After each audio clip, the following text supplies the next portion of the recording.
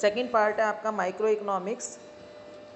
Micro economics जो है economics का वो पार्ट है जिसमें हम किसी माइक्रो यूनिट के बारे में स्टडी करते हैं, माइक्रो यूनिट का बिहेवियर देखते हैं। इकोनॉमिक्स का यहाँ पर मतलब है कि हम किसी भी हमारे जो स्केर्स रिसोर्सेज हैं उनकी हम डिमांड एंड सप्लाई, उनकी प्राइसिंग के बारे में बात करते हैं। और माइक्रो इकोनॉमिक्स में हम एक पर्टिकुलर कस्टमर का, एक पर्टिकुलर फर्म का बिहेवियर देखते हैं और उसके बेस पर हम पूरा जो ग्रुप है, पूरी जो इंडस्ट्री है उसके बारे में अंदाज़ा लगाते हैं। तो एक पर्टिकुलर प्रोडक्ट का, एक पर्टिकुलर कस्टमर का या एक पर्टिकुलर प्रोड्यूसर के बिहेवियर की जो स्टडी होती है उसको हम माइक्रो इकोनॉमिक्स में करते हैं।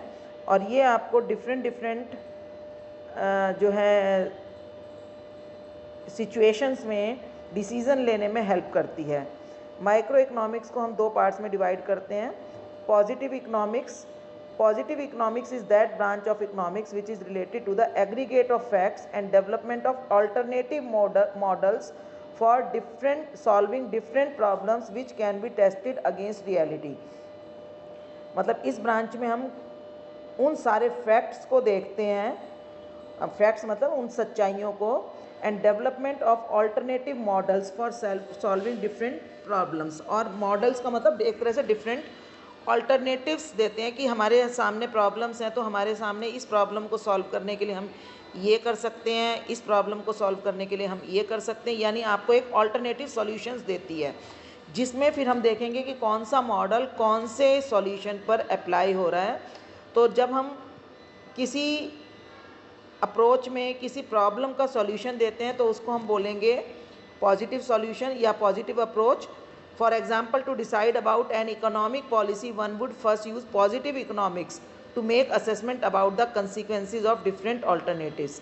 कि जैसे हम मान लो कोई चीज़ कि किसी आगे के फ्यूचर के प्लान के बारे में हम बात कर रहे हैं, जैसे इकोनॉमिक पॉलिसी बनानी है आगे कि कैसे डेवलपमेंट होगी, तो हम अल्टरनेट्स देखेंगे कि हम ऐसी पॉलिसी बनाएं तो क्या होगा, ऐसी पॉलिसी बनाएं तो क्या होगा, और उसके बाद हम असेस करेंगे। असेस करना मतलब देखेंगे कि हर प्लान में या हर पॉलिसी में क्या रिज़ल्ट आता है। तो वो तो होती है पॉजिटिव इकोनॉमिक्स, जहाँ पर आपको प्रॉब्लम के सॉल्यूशंस बताए जाएं और देखा जाए कि which one is the best solution. दूसरी इकोनॉमिक्स है नॉर्मेटिव इकोनॉमिक्स। इसमें देखो the opposite kind of models that are about values is called normative. In this model, one would use one's opinion what is desirable and what is not to choose between the different alternatives। ठीक है, means कि आपके सामने जब different alternatives दे रखे हैं, अब उन ऑल्टरनेटिव्स यानी आपको जब सॉल्यूशंस दिए गए हैं बाय द पॉजिटिव इकोनॉमिक्स, तो जो नॉर्मेटिव इकोनॉमिक्स है वहाँ पर हम फिर डिसीज़न लेते हैं कि हमें अपनी हमारी जो प्रेजेंट कंडीशंस हैं उसमें से कौन सा मॉडल हमें चूज़ करना चाहिए, क्या होना चाहिए और क्या नहीं होना चाहिए। ठीक है, तो बेटा आपको ये चीज़ें पता है कि इस वक्त जो है हमारे पास इकोनॉमिक्स में आपने ये पढ़ा होगा कि किसी भी कंट्री में, किसी भी इकोनॉमी में 4 फैक्टर्स ऑफ प्रोडक्शन होते हैं: land, labour, capital and entrepreneur. ये चीज़ मैंने आपको बिजनेस स्टडीज़ में भी बताई थी कि प्रोडक्शन करने के लिए किसी भी इकोनॉमी के पास रिसोर्सेज होते हैं land, labour, capital and entrepreneur. Entrepreneur वो पर्सन होता है जो डिसीज़न लेता है कि मैं जो कोई नया आइडिया लाता है और उस नए आइडिया को रियलिटी में कन्वर्ट करता है। ठीक है, वो एंटरप्रेन्योर जब कोई इनिशिएटिव लेता है तो वो लैंड, लेबर और कैपिटल को कलेक्ट करता है। ठीक है, और उन लैंड, लेबर एंड कैपिटल को एक तरह से ऑर्गेनाइज करके, मैनेज करके वो प्रोडक्शन एक्टिविटीज़ स्टार्ट करता है।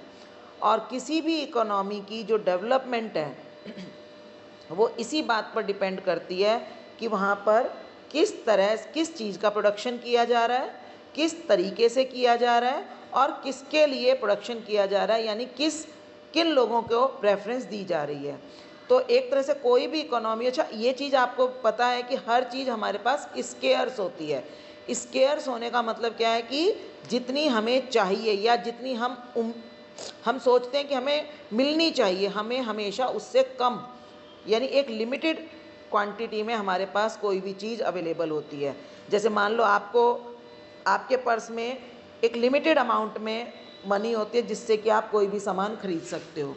और अगर ये चीज़ अबेंडेंट हो तो इसका मतलब क्या होता है कि आपके पास बहुत सारी वो चीज़ें होंगी और उसमें से आप जो मर्जी करते रहो, वेस्ट करो, कुछ भी करो।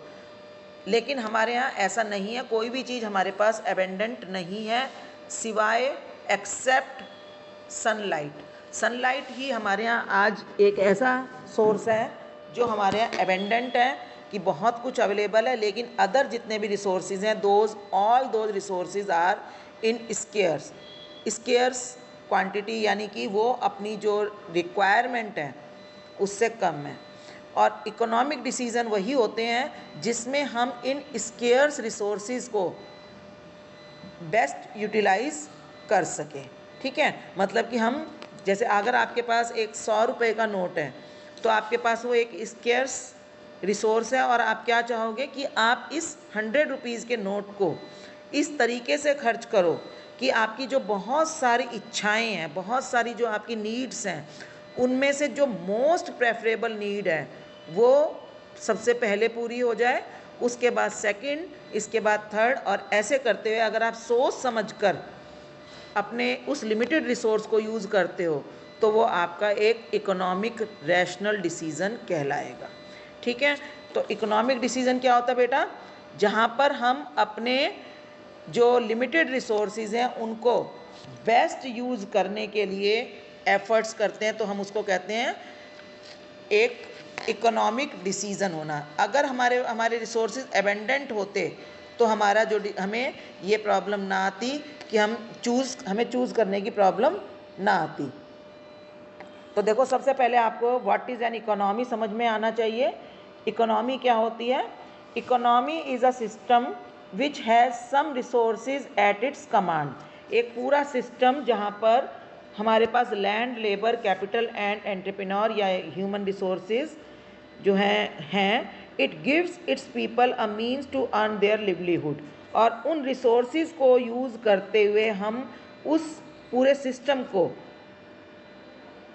उनकी लिवलीहुड यानी कि उनको जीने के लिए जो मनी चाहिए वो अर्न करने में हेल्प करती है। It is the group of institutions which are dependent on each other for their functioning. और एक इकोनॉमी में बहुत सारी ऑर्गेनाइजेशंस होती हैं, बहुत सारे पीपल होते हैं, बहुत सारे ग्रुप्स होते हैं जो एक दूसरे के ऊपर डिपेंडेंट होते हैं। एक व्यक्ति की सेविंग एक व्यक्ति की इनकम दूसरे व्यक्ति की इनकम बनती चली जाती है। जैसे मान लो हमारे पास इनकम होती है, हम उसको खर्च करते हैं, हमारा एक्सपेंडिचर दूसरे व्यक्ति की इनकम। ठीक है, और अगर हम सेव करते हैं तो दूसरा व्यक्ति इन्वेस्ट कर पाता है क्योंकि हम मार्केट में उसको वो पैसा उधार दे सकते हैं। तो इट मीन्स कि जितने भी इंस्टीट्यूशंस हैं, जितने भी पीपल हैं, वो सब एक दूसरे के ऊपर डिपेंडेंट हैं। तो इसलिए हम कह सकते हैं कि इकोनॉमी एक सिस्टम है। सिस्टम का मतलब क्या होता है कि सब चीज़ें एक दूसरे के साथ जुड़ी हुई हैं। अगर उसमें बीच में से कोई भी चीज़ गलत तरीके से काम करने लगती है या कोई गलत डिसीज़न ले लिया जाता है तो क्या होता है, उसका असर पूरी इकोनॉमी पर यानी कि पूरे सिस्टम पर पड़ता है। ठीक है बेटा। दूसरा इसमें होता है कि what is the problem of choice. Do you think that scarcity is the root cause of central problem of an economy. जैसे कि मैंने आपको बताया कि स्केर्सिटी है, हमारे यहाँ लैंड, लेबर, कैपिटल ये सब लिमिटेड होती हैं। पता है ना बेटा आपको, जैसे इंडिया की अपनी एक बाउंड्री है और हमें जो भी अपने लोगों की ज़रूरतों को पूरा करना है तो हमें उस बाउंड्री के अंडर जितने भी रिसोर्सेज हैं हम केवल उन रिसोर्सेज को ही यूज़ करते हुए अपने इकोनॉमी के लोगों की ज़रूरतों को पूरा कर सकते हैं। अब जब हमारे पास कोई चीज़ लिमिटेड होती है तो हमारे सामने प्रॉब्लम आती है चूज़ करने की कि हम इन रिसोर्सेज को अपनी कौन सी ज़रूरतों को पूरा करने के लिए यूज़ करें और कौन सी ज़रूरतों को हम पोस्टपोन कर सकते हैं या पूरी तरह से इग्नोर कर सकते हैं। तो बेटा हमें, आपको भी पता होगा, हर व्यक्ति की बहुत सारी चीज़ों की ज़रूरत होती है, लेकिन उसके पास जब स्केर्स रिसोर्स हैं तो उसे सोच समझकर खर्च करना पड़ता है कि मैं कौन सी ज़रूरत को पहले पूरा करूं और कौन सी को बाद में पूरा करूं। तो देखिए, problem of choice is the economic problem. हाँ जी, ये देखिए आपको स्क्रीन पर दिख रहा है, एक सेकेंड।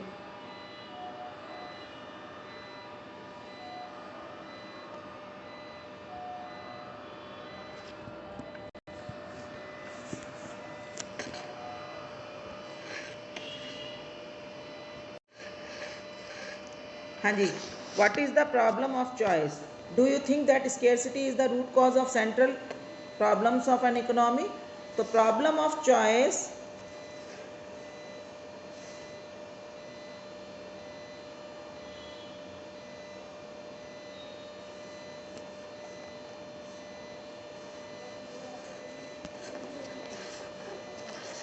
हाँ जी, problem of choice is the economic problem faced by every economy which is related to choosing the best alternative from among the various alternatives of producing the goods and services which can be produced using its limited resources, and it is called economic problem also.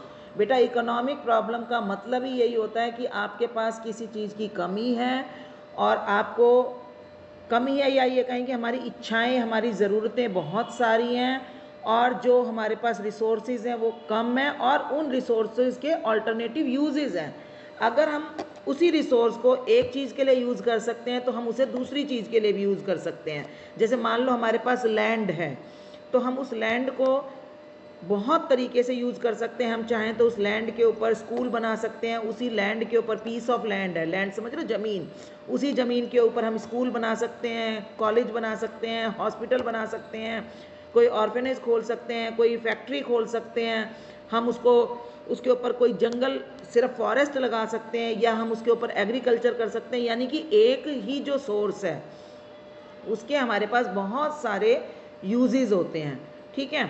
और अब हमारे पास जो economic problem है वो यही है कि हम जो हमारे लिमिटेड रिसोर्सेज हैं जिनके बहुत सारे यूजेस हैं, हम उनको अपनी कौन सी ज़रूरत पूरा करने के लिए यूज़ करें और कौन सी ज़रूरत को हम बाद में के लिए पोस्टपोन कर दें या हम उसको फॉरगो कर दें।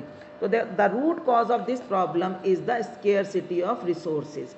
अगर स्केर्सिटी ऑफ रिसोर्सेज ना होती, यानी हमारे पास जो रिसोर्सेज होते, रिसोर्सेज अनलिमिटेड सप्लाई में होते, फिर तो हमें कोई प्रॉब्लम ही ना होती, हम सारी ज़रूरतें हमारी इक्वल हो जाती, हमारे पास जितनी मर्जी लैंड होती तो हम सब चीज़ बनाते, हम ना स्कूल्स के बारे में सोचते ना हॉस्पिटल्स के बारे में सोचते। अभी तो क्या हमें सोचना पड़ता है कि हम कहाँ पर अपना जो लैंड है, चाहे लेबर भी है, लेबर को कहीं पर भी हम यूज़ कर सकते थे, कैपिटल है उसे कहीं पर जितना मर्जी पैसा इन्वेस्ट कर सकते थे, बट ऐसा नहीं है। हमारे resources are not enough in supply to fulfil all our demand. तो one has to weigh, one मतलब किसी भी व्यक्ति को has to wait different things against each other. तो हर व्यक्ति को, हर इकोनॉमी को, सारी चीज़ों को, अपनी जितनी भी ज़रूरतें हैं या जितनी भी चीज़ें वो चाहता है कि हमारे यहाँ होनी चाहिए, उन सबको एक प्रायोरिटी देनी पड़ती है। प्रायोरिटी देनी पड़ती है कि उसको वेट करना पड़ता है कि कौन सी चीज़ किस चीज़ के ऊपर होनी चाहिए। यानी अगर मान लो जैसे कोई कंट्री है जहाँ पर बहुत ज़्यादा अटैक्स होते हैं, या जहाँ पर बहुत ज़्यादा फॉरेन अटैक्स होते हैं, या हर वक्त लड़ाइयों में घिरी रहती है, तो वो कंट्री सबसे पहले क्या चाहेगी? वो चाहेगी सबसे पहले हमारे देश के लोगों की सुरक्षा हो। कोई कंट्री है जहाँ पर बहुत ज़्यादा लोग इलिटरेट हैं, ठीक है, पढ़े लिखे नहीं हैं, तो वो लोग चाहेंगे कि हमारे यहाँ पहले शिक्षा की व्यवस्था हो। तो यानी हर कंट्री अपनी अपनी कंट्री की प्रॉब्लम को देखते हुए हर इकोनॉमी जो है अपनी ज़रूरतों को जो है वे कर लेती है।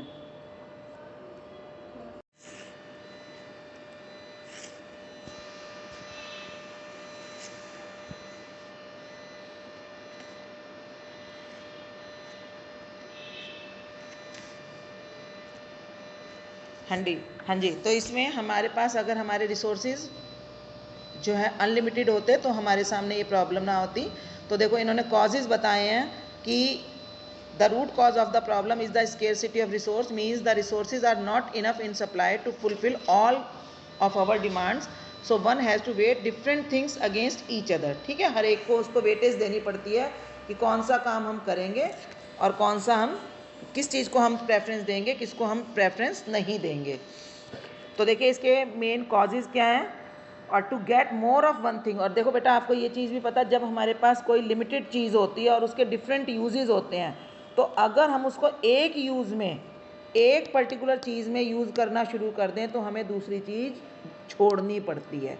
समझ रहे हैं? जैसे मान लो आपके पास एक 100 का नोट है और 100 के नोट से आप एक अपनी बुक खरीद सकते हो, और 100 के नोट से, या आप कहें कि 100 के नोट से आप या तो 10 पेन खरीद लो या आप 10 चॉकलेट्स खरीद लो।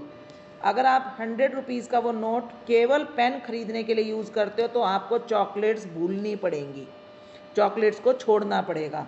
और अगर आप उस 100 के नोट को 10 चॉकलेट खरीदने के लिए यूज़ करते हो तो आपको सारे पेन्स छोड़ने पड़ेंगे। और लेकिन इन दो लिमिट्स के बीच में भी आपके पास ऑल्टरनेटिव्स हैं। बता सकते हो क्या ऑल्टरनेटिव है बेटा? 11th भी क्या ऑल्टरनेटिव्स हैं आपके पास? अगर चॉकलेट और पेन के बीच में आपके पास चॉइस और आपके पास 100 का नोट हो तो बच्चे आप लोग रिस्पॉन्स तो बिल्कुल देते नहीं हो क्लास में। आप हो या नहीं हो? 11th भी आप क्लास में हो या नहीं हो? इतने बच्चों ने जो ज्वाइन किया हुआ है, कहाँ हो सारे बच्चे? कोई जवाब क्यों नहीं दे रहा है मुझे?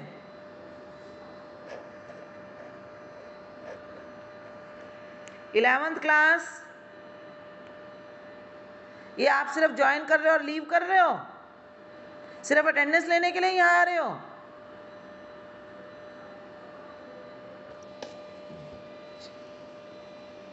ना।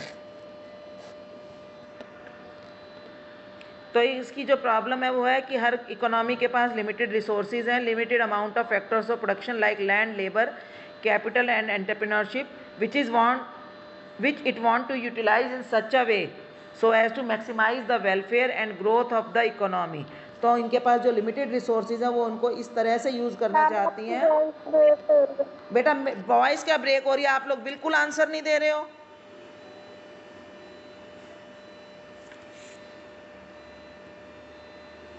कि मैंने अभी आपसे एक क्वेश्चन पूछा था बेटा, आप कोई भी जवाब नहीं दे रहा है मुझे। सिर्फ ज्वाइन करने आ रहे हैं और ज्वाइन करके लीव कर रहे हैं। क्या हो रहा है? ये क्या चल रहा है इसमें क्लास में? आप लोग कर क्या रहे हैं? मुझे ये नहीं समझ में आ रहा। सिर्फ ज्वाइन कर रहे हैं, लीव कर रहे हैं। ये अंजलि झा अभी लीव हुई है। क्या चीज़ चल रही है ये आपकी क्लास में?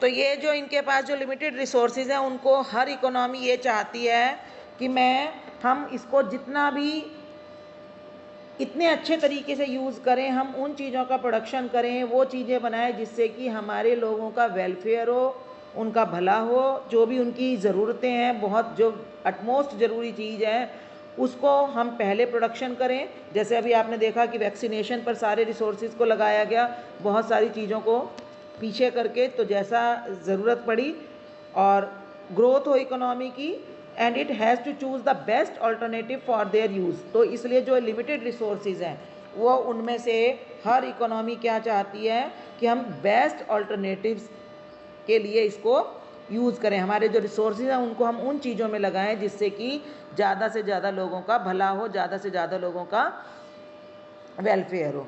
इसके बाद अनलिमिटेड वांट्स की जो ह्यूमन वांट्स हैं वो अनलिमिटेड हैं।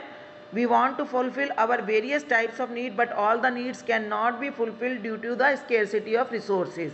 तो जैसे आप इंडिविजुअल लेवल पर अपना भी देखते होंगे कि जब हमारे पास लिमिटेड चीज़ होती है लेकिन हमारी ज़रूरतें बहुत ज़्यादा होती हैं तो क्या होता है कि हमें चूज़ करना पड़ता है कि हम कौन सी ज़रूरत को पूरा करें और कौन सी को पीछे कर दें। तो इसलिए जो है अर्जेंसी की प्रायोरिटी में जैसे ही हम प्रायोरिटाइज करके अपनी नीड्स को, जो फर्स्ट हाईएस्ट प्रायोरिटी की नीड है, हम उसको पूरा करने की कोशिश करते हैं। अनलिमिटेड वांट अगर हमारी ना होती, हमारी लिमिटेड वांट होती, या तब हमारे सामने जो है प्रॉब्लम ऑफ चॉइस अराइज ना होती। फिर तीसरा हमारे पास जो प्रॉब्लम ऑफ चॉइस, ये चूज़ करने की प्रॉब्लम कि क्या कहाँ पर पैसा यूज़ किया जाए, कहाँ नहीं किया जाए। तीसरा उसका कारण है कि रिसोर्सेज जो हैं ऑल्टरनेटिव यूजेस हैं। अगर हमारे जो रिसोर्स होते केवल वन यूज़ के होते तो हमारे सामने प्रॉब्लम अराइज ना होती। The problem arises because the resource can be put to different use but their productivity is different at different use, so we have to choose the most efficient alternative for their use. कि देखो बेटा जो भी resource है जैसे land है उसको मैंने अभी आपको एग्जांपल दिया कि हम कई तरीके से यूज़ कर सकते हैं, कई चीज़ों के प्रोडक्शन में यूज़ कर सकते हैं, लेकिन क्या होता है कि हर रिसोर्स की जो प्रोडक्टिविटी है, प्रोडक्टिविटी मतलब कि हम उसको जब यूज़ कर रहे हैं तो उससे हमें कितने बेनिफिट्स मिलेंगे, कितना प्रोडक्शन मिलेगा, वो अलग अलग डिपेंड करता है। जैसे मान लो एक ह्यूमन बीइंग को जो स्पेशलिस्ट है, एक डॉक्टर है, स्पेशलिस्ट डॉक्टर है, तो डॉक्टर का तो वो अपना काम, मेडिकल का काम तो अच्छे से करेगा, लेकिन अगर हम उसको एग्रीकल्चर में लगाएं, फार्मर का काम करने के लिए दें, तो उसकी प्रोडक्टिविटी उतनी नहीं होगी जितनी कि एक फार्मर को फार्मर का काम देने से। यानी कि हर व्यक्ति की अपनी एक स्पेशलाइजेशन होती है, लैंड की अपनी एक क्वालिटी होती है। तो इसका मतलब ये हुआ कि आपके जो रिसोर्सेज हैं वो अलग अलग तरह से अलग अलग तरह की प्रोडक्शन या अलग अलग क्वांटिटी में आपको प्रोडक्शन देंगे। तो ये एक इकोनॉमी को डिसीज़न लेना पड़ता है कि वो अपने रिसोर्सेज को किस तरीके से यूज़ करे कि उसको भी मैक्सिमम पॉसिबल प्रोडक्शन या मैक्सिमम पॉसिबल आउटपुट मिल सके। तो here also the scarcity is the cause, because if the resources were not scarce we could use them anyway, like while using the sunshine one need not to think where to use it। जैसे मैंने आपको बताया ना, sunshine, सूरज की रोशनी वो unlimited है, तो हमें नहीं सोचना पड़ता कि हम सन की रोशनी को कहाँ से कैसे उसको बचा कर रखें, लेकिन बाकी जितने भी रिसोर्सेज हैं वो हमारे सारे लिमिटेड हैं। इस वजह से हमें सोचना पड़ता है कि हम उनको कहाँ लगाएं और कहाँ पर ना लगाएं। ये पेपर आपको आज ही चाहिए? नहीं, कल दे देंगे, आपकी इसमें है, आपकी कस्टडी में है, बेशक आप सुबह आकर करवा लें। क्योंकि कॉमन मैम ने बोला है कि वो अपने पेपर चेक कर रही हैं, तो आज के टाइम कल कर लेना। नीता मैम ऑनलाइन क्लास ले, ठीक है, कल कर लेना, मॉर्निंग में आके कर लेना किसी भी टाइम, ठीक है।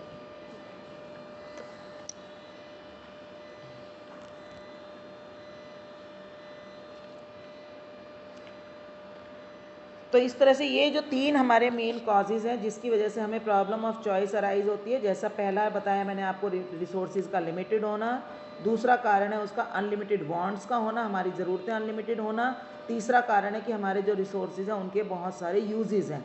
अगर ये 3 कारण ना होते तो शायद हमारे सामने प्रॉब्लम्स ना अराइज होती। अब बेटा बहुत ही इंपॉर्टेंट इसमें एक टॉपिक आता है, क्वेश्चन है कि हमारे सामने प्रॉब्लम्स क्या हैं। हमारे सामने मतलब एक इकोनॉमी के सामने क्या प्रॉब्लम अराइज होती हैं, उन प्रॉब्लम को हम सेंट्रल प्रॉब्लम कहते हैं। सेंट्रल प्रॉब्लम क्यों कहते हैं?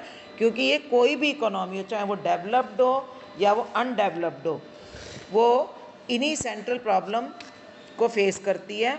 और कोई भी इकोनॉमी इन प्रॉब्लम्स को किस तरीके से सॉल्व करती है वो डिपेंड करता है कि वो इकोनॉमी डेवलप्ड है या अनडेवलप्ड है। और इवन उस इकोनॉमी की डेवलपमेंट और अनडेवलपमेंट भी इसी बात पर डिपेंड करती है कि वो अपनी प्रॉब्लम्स को कैसे सॉल्व करते हैं। तो the central problem of an economy are related to utilisation of its problems यानी कि utilisation of its resources, sorry बेटा यहाँ प्रॉब्लम गलत लिखा हुआ है, utilisation of its resources efficiently, कि हर इकोनॉमी की प्रॉब्लम है कि हमारे पास जो लिमिटेड रिसोर्सेज हैं हम उनको एफिशिएंटली यूज़ करें। एफिशिएंटली मतलब उनसे मैक्सिमम पॉसिबल जो आउटपुट या प्रोडक्शन हो सकती है हम उनसे वो प्रोडक्शन लें, उसी चीज़ का प्रोडक्शन करवाएं जो वो बेस्ट कर सकता है। And growing them for future, और साथ में ये नहीं कि आज यूज़ करें और ख़त्म कर दें, हमें उसे फ्यूचर के लिए बचा कर भी रखना है। तो the main problem is the allocation of the resources among various goods and services. तो एक तरह से हमारी जो मेन प्रॉब्लम क्या है वो यही है कि हम अपने जो रिसोर्सेज हैं उनको हम किस तरीके से एलोकेट करें। एलोकेट करना मतलब बांटना, कि हम इन रिसोर्सेज को अलग अलग गुड्स एंड सर्विसेज पर किस तरीके से बांटें कि हमारा जो है सभी हमारी ज़रूरतें भी पूरी हो जाएं, हमारे रिसोर्सेज का बेस्ट यूटिलाइजेशन भी हो जाए और जो है साथ में वो फ्यूचर के लिए हमारे पास बचे भी रहें। तो ये हमारी जो है मेन प्रॉब्लम्स हैं। तो there are 3 problems related to resource allocation. ठीक है बेटा, रिसोर्स एलोकेशन से रिलेटेड ये आपका पेपर में क्वेश्चन आ सकता है कि आपकी कौन कौन सी प्रॉब्लम्स हैं जो रिसोर्स एलोकेशन से रिलेटेड हैं।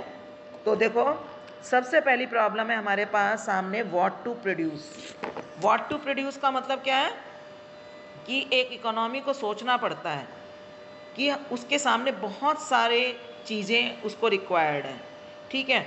उसको सोचना पड़ता है कि हम अपने रिसोर्सेज को क्या चीज़ प्रोड्यूस करने के लिए यूज़ करें और कौन सी चीज़ को हम सेकंड प्रायोरिटी पर दें, ठीक है। देखो, the main problem is allocating the resources for producing different kinds of goods.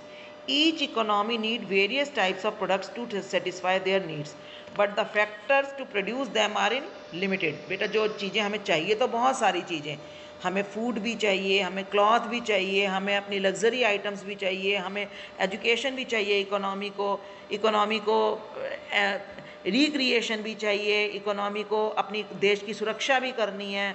मतलब बहुत सारे, मतलब अनगिनत चीज़ें हैं जो हमें चाहिए होती हैं, ठीक है। लेकिन but the factors to produce them are in limited supply. लेकिन उनको प्रोड्यूस करने के लिए जो फैक्टर्स ऑफ प्रोडक्शन है, यानी land, labour, capital and entrepreneur, वो बहुत ही लिमिटेड है, बहुत हमारे पास कम है। So it can not produce everything it need to produce. तो इसलिए इसके लिए हर चीज़ को प्रोड्यूस करना पॉसिबल नहीं होता। देखो, if one resource is allocated for one use, then at the same time it can not be use to produce some other things, means we have to sacrifice the. देखो, ये बहुत important line है economics की कि हमें, जब हम अपने किसी रिसोर्स को एक चीज़ का प्रोडक्शन करने के लिए यूज़ करना शुरू कर देते हैं, तो हमें दूसरी चीज़ को प्रोड्यूस करने के चांसेस को सेक्रीफाइस करना पड़ता है। यानी कि अगर हमने अपनी लैंड पर, हमारे पास एक लिमिटेड लैंड है, मान लो हमारे पास एक 100 मीटर की लैंड है, उसके ऊपर हमने सोचा कि हमारे पास चॉइस है कि whether we should build a school और अ हॉस्पिटल, तो हमें देखना पड़ेगा कि हमारी कंट्री की इस वक्त क्या नीड है। हम उसी लैंड पर एक साथ स्कूल और हॉस्पिटल नहीं बना सकते। या तो अगर हमने स्कूल के लिए चॉइस की तो हमें हॉस्पिटल छोड़ना पड़ेगा, हॉस्पिटल की चॉइस की तो स्कूल की चांस छोड़नी पड़ेगी। और अगर आप कहते हैं कि मैडम आधी आधी लैंड पर दोनों चीज़ बना लेते हैं, तो क्या होगा, हमें उसके अकॉर्डिंग भी देखना होगा कि किस चीज़ को हम बड़ा करें, छोटा करें या इक्वल करें। वो डिपेंड करता है कि हमें, जब हम एक रिसोर्स को एक जगह यूज़ करना शुरू कर देते हैं तो हम उसे दूसरी चीज़ में यूज़ नहीं कर सकते। तो इसलिए हमारे सामने प्रॉब्लम अराइज होती है। लाइक वेदर टू, अब जैसे एक कंट्री के पास मान लो चॉइस है कि हम कंज्यूमर आइटम्स बनाएं, कंज्यूमर गुड्स बनाएं या कैपिटल गुड्स बनाएं, ठीक है। कैपिटल गुड्स मतलब जैसे मशीनें, जो कैपिटल गुड्स का मतलब होता है ऐसी चीज़ें जो ड्यूरेबल हैं, ठीक है, जो लंबे समय तक चलेंगी। कंज्यूमर गुड्स का मतलब होता है जो हम आम कंज्यूमर खरीदते हैं, डेली यूज़ आइटम्स होती हैं, ठीक है, कंज्यूमेबल आइटम्स होती हैं, जिनको जो बहुत लंबे समय तक नहीं चलती, लेकिन हमारी लाइफ के लिए वो बहुत ज़रूरी है, हमारे सर्वाइवल के लिए बहुत ज़रूरी है। तो हमें प्रेफर करना पड़ता है हम कंज्यूमर गुड्स बनाएं या कैपिटल गुड्स बनाएं, या फिर हम वॉर गुड्स बनाएं कि हम अपनी कंट्री को डिफेंड करने के लिए, कंट्री की सुरक्षा के लिए हमें वार गुड्स बनाने चाहिए, मतलब गन्स पर और जो टैंक्स हैं या अपनी सेना आर्मी की डेवलपमेंट पर, इन चीज़ों पर खर्च करें। और सिविलियन गुड्स बनाएं, नेसेसिटीज़ बनाएं या लग्जरीज़ बनाएं। यानी कि देखो उसके पास कितनी सारी प्रॉब्लम्स हैं कि हम, हमारे पास जो रिसोर्सेज हैं हम उनको यूज़ कैसे करें, ये एक मेजर प्रॉब्लम होती है कि हम किस चीज़ को प्रेफरेंस दें। तो the decision is taken on the basis of market demand and supply in the market economy and on the basis of government policies in the planned economy. Market economy वो होती है जहाँ पर जो डिसीजन लिया जाता है वो इस बात को देख कर लिया जाता है कि किस चीज़ की डिमांड है, चलो जी वही बना देते हैं, ठीक है। जिस चीज़ को जो लोग ज़्यादा खरीदना चाहते हैं, लोगों की इच्छा को देखेंगे और वही चीज़ बना देंगे। लेकिन आज के टाइम पर बहुत अधिकतर जो इकोनॉमी है वो पूरी तरह से मार्केट इकोनॉमी नहीं है, ठीक है। कुछ कंट्रीज़ ऐसी होती है जहाँ पर क्या बनाया जाए, कितना बनाया जाए, वो गवर्नमेंट की पॉलिसीज़ डिसाइड करते हैं। गवर्नमेंट डिसाइड करती है कि हम इन चीज़ों का प्रोडक्शन करेंगे और इन चीज़ों का नहीं करेंगे। तो बेटा हमारी तो जो इकोनॉमी है ना वो मार्केट इकोनॉमी है, ना वो प्लान्ड इकोनॉमी है। प्लान्ड इकोनॉमी जहाँ पर गवर्नमेंट डिसाइड करती हो। हमारी तो जो इकोनॉमी है वो मिक्स्ड इकोनॉमी है। तो हमारे यहाँ बहुत सी चीज़ों को गवर्नमेंट डिसाइड करती है और बहुत सी चीज़ें मार्केट की डिमांड एंड सप्लाई को देखकर डिसाइड की जाती हैं। हाँ जी बोलो। ये लिख दिया। हमारी जो इकोनॉमी है वो मिक्स्ड इकोनॉमी है। तो यहाँ पर कुछ चीज़ों के डिसीजंस गवर्नमेंट लेती है कि हम किसको अपनी 5 ईयर प्लानिंग के थ्रू करती है, और कुछ चीज़ों के डिसीजन मार्केट को देखकर लिए जाते हैं कि कंज्यूमर क्या खरीदना चाहता है। तो जैसे भी जब भी कोई, जैसे हमारे यहाँ डिसीजन लिया जाता है, बजट्स में डिसीजन लिया जाता है, 5 ईयर प्लान्स, प्लानिंग कमीशन था पहले, अब वो डिसॉल्व हो गया। प्लानिंग कमीशन डिसीजन लेता था कि जैसे एजुकेशन पर कितना खर्च हो, क्या चीज़ें एजुकेशन को के लिए या हेल्थ के लिए, जैसे अब कोविड के सारा वैक्सीनेशंस का काम चल रहा है, ये सब गवर्नमेंट अपनी पॉलिसीज से कर रही है। और जो लग्जरी आइटम्स हैं कुछ जो है हम वो मार्केट सप्लाई को, डिमांड एंड सप्लाई को देखकर भी हो रही है। ये प्रॉब्लम का सोल्यूशन। दूसरी प्रॉब्लम है how to produce. How to produce जैसे आपको स्क्रीन पर दिख रहा है कि ये प्रॉब्लम क्या है कि हम इन चीज़ों को जो हमने प्रोड्यूस करने का डिसीजन लिया है, उन चीज़ों को हम किस टेक्निक ऑफ प्रोडक्शन से बनाएं। टेक्निक ऑफ प्रोडक्शन का मतलब यहाँ पर है कि हम लेबर इंटेंसिव टेक्निक यूज़ करें या कैपिटल इंटेंसिव। लेबर इंटेंसिव का मतलब क्या है कि हम मशीनों का यूज़ कम करें और लेबर का यूज़ ज़्यादा करें, ठीक है, उसको तो हम बोलते हैं लेबर इंटेंसिव टेक्निक। और एक होती है हमारी capital intensive technique. Capital intensive technique क्या है? जहाँ पर हम मशीनों का यूज़ ज़्यादा करें और लेबर का कम करें। अब बेटा दोनों ही टेक्निक के अपनी बेनिफिट हैं और अपनी प्रॉब्लम्स हैं। अगर हम लेबर इंटेंसिव टेक्निक यूज़ करते हैं तो हमारी लेबर स्किल्ड होनी चाहिए, ठीक है, और लेकिन लेबर स्किल्ड होनी चाहिए, और जो हमारा जो प्रोडक्शन है वो उतना जो है इफ़ेक्टिव नहीं हो सकता, उतना गुड क्वालिटी का नहीं हो पाता, या उसकी प्रोडक्शन की जो उसकी जो अमाउंट है, प्रोडक्शन की जो क्वांटिटी है, वॉल्यूम है, वो भी कम रह जाता है। लेबर इंटेंसिव टेक्निक में ये प्रॉब्लम आती है कि लेबर की एक तो स्किल्ड लेबर होना, दूसरा प्रोडक्शन की क्वांटिटी कम होना, तीसरा जो है उसमें यूनिफॉर्मिटी ना होना। तो लेकिन साथ में इसका बेनिफिट ये है कि अगर हम लेबर इंटेंसिव टेक्निक यूज़ कर रहे हैं, यानी ज़्यादा से ज़्यादा काम लेबर के थ्रू करवा रहे हैं, तो बेनिफिट इसका ये है कि ज़्यादा से ज़्यादा लोगों को एम्प्लॉयमेंट मिलेगी, ठीक है ना।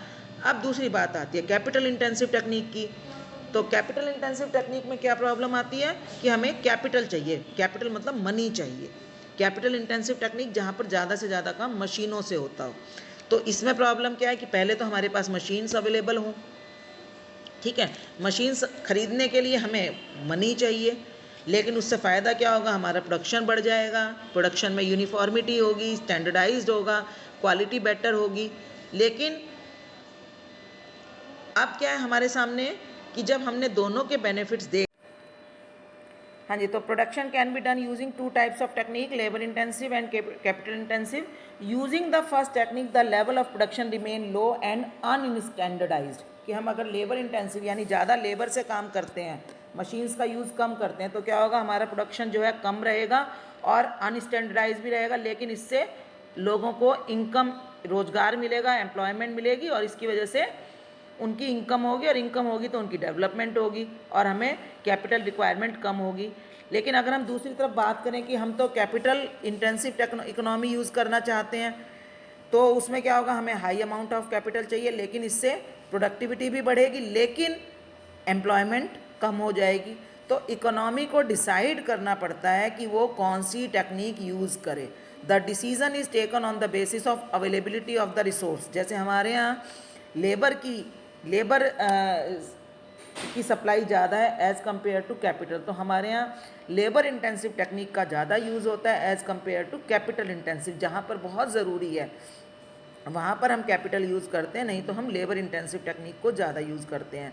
लेकिन जिन कंट्रीज़ में लेबर की कमी है, जहाँ की पॉपुलेशन बहुत कम है, तो वहाँ पर कैपिटल इंटेंसिव टेक्निक ज़्यादा यूज़ की जाती है। हमारे यहाँ क्या है कि हमारे यहाँ लेबर बहुत ज़्यादा हमारी इंडियन इकोनॉमी में, तो आप देख रहे हो कि हम लोग बच्चों की एजुकेशन पर और हेल्थ पर हम ज़्यादा स्पेंड कर रहे हैं ताकि वो स्किल्ड बन सकें, उन बच्चों के अंदर जो है आगे के लिए वो जॉब्स के लिए या एंटरप्रेन्योर बनने के लिए तैयार हो सकें, ताकि हम जो है लेबर इंटेंसिव टेक्निक को यूज़ आसानी से, हम अपनी लेबर को आसानी से यूज़ कर सकें, आगे उसको जो है हम अपना प्रोडक्शन एक्टिविटीज़ में इन्वॉल्व कर सकें। थर्ड जो प्रॉब्लम है वो है for whom to produce. For whom to produce ये भी बहुत बड़ी प्रॉब्लम है। फॉर हुम टू प्रोड्यूस कि हम किसके लिए प्रोडक्शन करें, ठीक है, किसके लिए प्रोडक्शन करें का मतलब क्या है कि हमारे सामने बहुत सारे लोग हैं जिनको हम एम्प्लॉयमेंट दे रहे हैं, उनको इनकम मिल रही है, चाहे वो इनकम उनको वेजेस के रूप में मिल रही है, चाहे उनको हमने उनकी लैंड यूज़ की है तो हमें रेंट मिल रहा है, उन लोगों को इंटरेस्ट मिल रहा है या प्रॉफिट मिल रहा है। तो अब वो लोग अपनी इस इनकम को स्पेंड करेंगे, खर्च करेंगे, ठीक है। अब अगर हमारे सामने प्रॉब्लम यह है कि इन चारों की जो इनकम है वही उनकी एक्सपेंडिचर बनेगा, यानी कि वही लोग उन चीज़ों की डिमांड करेंगे जो फैक्ट्रीज़ में बनाई जा रही है, ठीक है बेटा। ये थोड़ी सी कॉम्प्लिकेटेड प्रॉब्लम होती है समझने में कि फॉर हुम टू प्रोड्यूस, कि the third problem is to the related to the distribution of income among various factors of production in the form of wages, rent, interest and profit as reward for their services.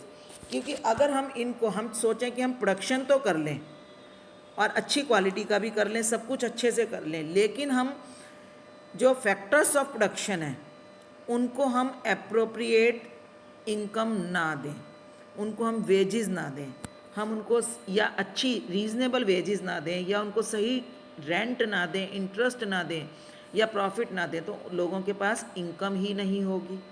जब income ही नहीं होगी तो वो उस production को खरीदेंगे कैसे, ठीक है। Their reward decide their purchasing capacities, कि जो ये चारों फैक्टर्स, जो चारों टाइप ऑफ इनकम है जो उनको मिलती है, जो जिस अमाउंट में उनको मिलती है उसके ऊपर डिपेंड करता है कि वो सामान खरीद पाएंगे या नहीं खरीद पाएंगे। If they are not rewarded fairly they can not purchase what they produce. तो बेटा देखो, अगर उस लोगों को इनकम सही तरीके से नहीं मिलेगी तो क्या होगा कि जो माल फैक्ट्रीज़ में बना है, जो माल इंडस्ट्रीज़ में बना है, उसको ख़रीदने वाले लोग भी अवेलेबल नहीं रहेंगे, ठीक है। उनको वो लोग वो चीज़ें खरीद ही नहीं पाएंगे। देखो आपको पता है, मान लो 10 फैक्ट्रीज़ हैं, 10 फैक्ट्रीज़ में हर फैक्ट्री 10 तरह की चीज़ें बनाती हैं, उसमें काम करने वाले बहुत सारे लोग हैं और जिनको वो फैक्ट्री वेजेस देती है या रेंट देती है या कुछ भी देती है। तो क्या होगा, मान लो पहली फैक्ट्री से में काम करने वाले व्यक्ति को जो इनकम हुई, वो व्यक्ति उस इनकम को कहाँ खर्च करेगा, वो सामान खरीदने के लिए उस इनकम को खर्च करेगा। और सामान कहाँ बना है, वो उसकी फैक्ट्री अपनी में भी बना है और बाकी की जो 9 फैक्ट्रीज़ हैं उनमें भी बना है, ठीक है। तो यानी कि जो व्यक्ति सामान खरीद रहे हैं, बना रहे हैं, वही सामान खरीदेंगे भी वही लोग जो वहाँ पर काम करते हैं।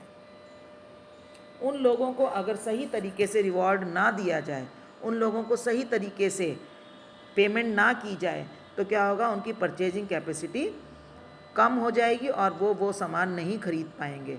तो if they are not rewarded fairly they can not purchase what they produce.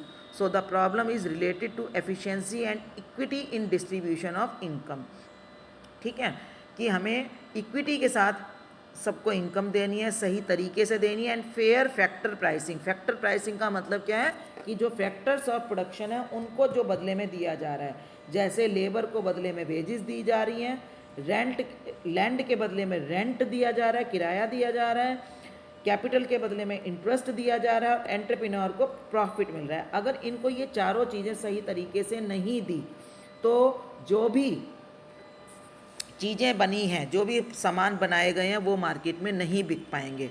अगर इनको ये चीज़ें सही तरीके से दी जाएं तभी जो सामान बनकर तैयार हुआ है वो मार्केट में बिक पाएगा। But if there are inequalities the problem arises as to satisfy which group first. लेकिन अगर मान लो हमने ये चीज़ नहीं कर पाए, हम इक्वल इनकम नहीं दे पाए, तो प्रॉब्लम क्या आएगी कि हम कौन से ग्रुप को सेटिस्फाई करें, किसके लिए सामान बनाएं। A group of few richer people और मासेस ऑफ पुअरर्स, कि जो गरीब लोग हैं उनके लिए हम प्रोडक्शन करें या जो कुछ ही रिच लोग हैं सिर्फ उनके लिए प्रोडक्शन करें। तो ये भी हमारे सामने एक प्रॉब्लम आती है कि फॉर होम टू प्रोड्यूस। तो बेटा आज की क्लास में मैंने आपको सेंट्रल प्रॉब्लम्स ऑफ इकोनॉमी के बारे में बताया कि व्हाट इज़ इकोनॉमी और why the economy has to face different types of problems, then what are different problems that the economy is facing, ठीक है। तो ये तीनों आपको problem of resource of allocation of resources भी बताया।